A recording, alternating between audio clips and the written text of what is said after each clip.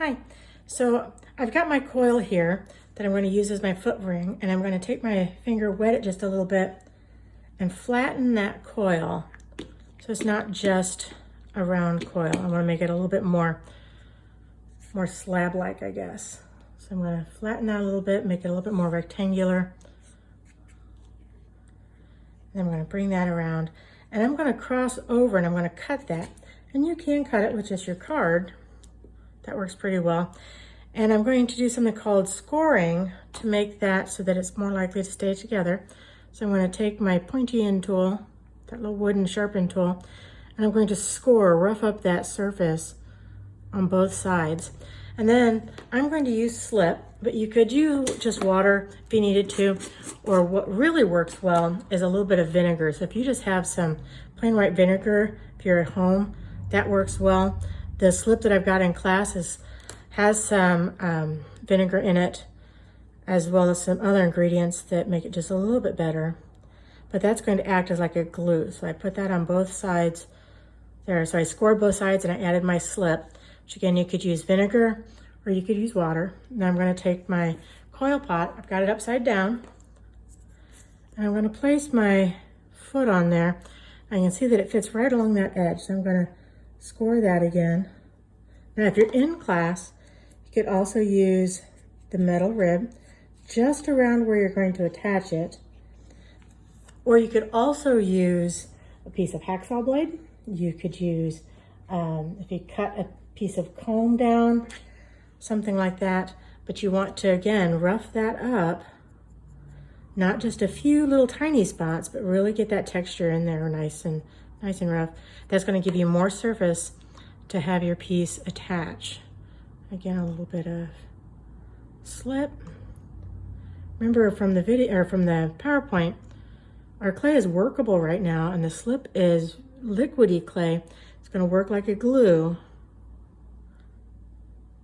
and let those bond. The drier your clay that you're attaching, so long as it's still workable, so long as it's still flexible, the drier it is, the wetter the slip you need. Okay, so I'm going to just press that down a little bit. And then I want to clean up the seam. You could take a little paintbrush or a Q-tip in there, or one of the wooden tools that has like a flattened end. You could use your fingers. You could use, if you're in the class, I've got some little rubber tips tools like this one that works really well. But a lot of it you can just do with your hands. For example, on this, if I pick it up, I can go around and just blend that clay in on the sides. You want to blend it in.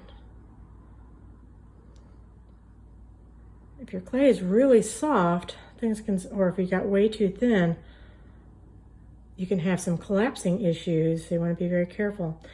Clay is a lot of that balancing act kind of thing.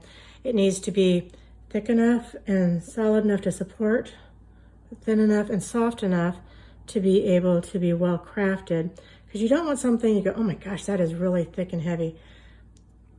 So again, I'm taking my finger now and I'm just taking the back end, I'm just blending that coil in. So again, you really don't need any other tools for most of this than just your hands. And then once you get that all blended in, you can take your sponge over it, but you want to be careful. Again, you don't get it too wet. So what you may first want to do is just take your fingers around it, make sure that's blended well. Don't be tempted to just get your fingers wet and start trying to smooth that way, because that actually, let's let you glide over the surface. It won't really let you blend it. But once you get the bulk of it cleaned up, and if it's really sticky, you may need to let it dry just a little bit.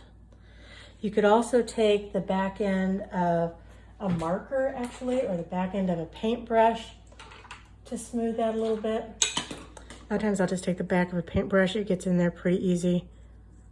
But the back end of a pencil, even if it's got an eraser, won't be very good as an eraser anymore, but that gets you started into a nice footed bowl. Okay, but now that I've got the main thing started, I can go back and kind of reshape. Do I want to have my lip coming out some? What do I want to do with that? Okay, so really think about the shape of it. Look at it from the side as well as from the top. And then you'll want to keep going back and smoothing that up. And then in the next video, I'll show you some ways that you can decorate that.